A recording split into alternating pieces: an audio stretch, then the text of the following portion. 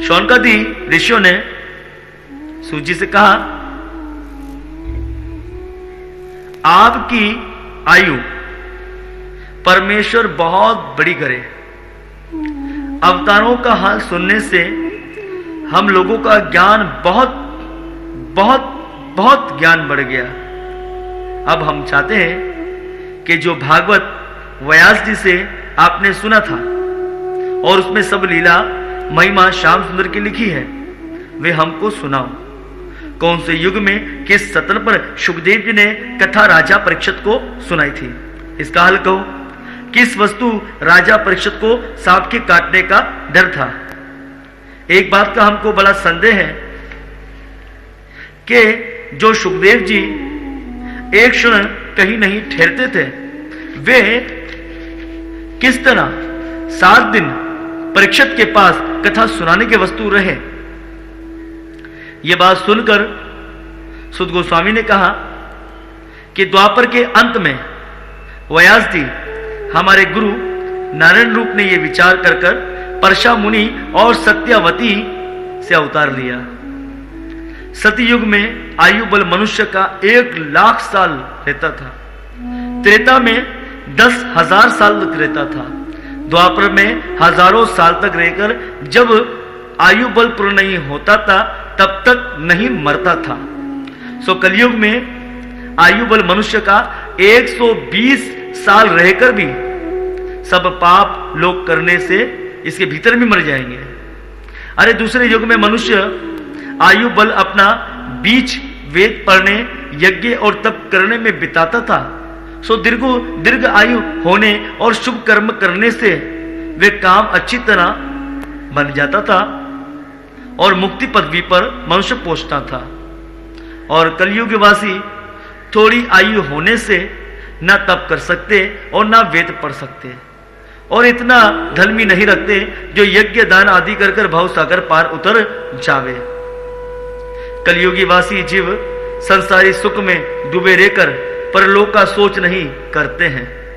इसलिए पारब्रह्म परमेश्वर ने कलयुग वासियों के सुख पाने और भव सागर पार उतारने के वस्तु वेद व्यास का अवतार लिया। एक दिन व्यास जी सरस्वती नदी के किनारे स्नान करने के उपरांत अकेले बीच ध्यान परमेश्वर के बैठकर विचार किया कि देखो कलयुग वासी ऐसे मूर्ख होकर ऐसी संगति नहीं करते जिसमें ज्ञानी होकर परमेश्वर को पहचाने। जो बात ज्ञान की सुनते हैं वे भी धारण नहीं करते और सदा आलस्य में रहकर संसारी ख्वाहिश को नहीं छोड़ते। ये बात का विचार कर हमारे गुरु ने ऋग्वेद, यजुर्वेद, सामवेद और अथर्ववेद इस इच्छा से बनाया कि कदाचित संसारी मनुष्य थोड़ी आयु होने से सब वेद ना पढ़ सके तो केवल एक वेद पढ़कर भव सागर पार उतर जावे। जब व्यास जी ने 4 वेद बनाकर शूद्र, वैश्य, क्षत्रिय जो वेद पढ़ना उचित नहीं है जाना, तब उन्होंने उन 4 वेदों का रस निकालकर महाभारत और 17 पुराणों का निर्माण किया, जिनके पढ़ने से समझने से सब छोटे बड़े जीव शूद्र, क्षत्रिय, वैश्य आदि सुनने से भवसागर पार उतर जावे। अरे ऋग्वेद को पढ़ने वाले पहले ऋषि शर्मा थे, सामवेद को पढ़ने वाले जैमिनी ऋषि थे, यजुर्वेद को पढ़ने वाले वैशंपायन जी और अथर्ववेद को पढ़ने वाले अंगिरा ऋषि हुए और महाभारत पुराण को रोमा हर्षणा मेरे पिताजी ने पढ़ा। इन ऋषियों ने जो अपने अपने शिष्यों को वेद पढ़ाया वही वेद की शाख समझना चाहिए। महाभारत 1,00,000 श्लोकों को पढ़ना सुनना बहुत पुण्य है।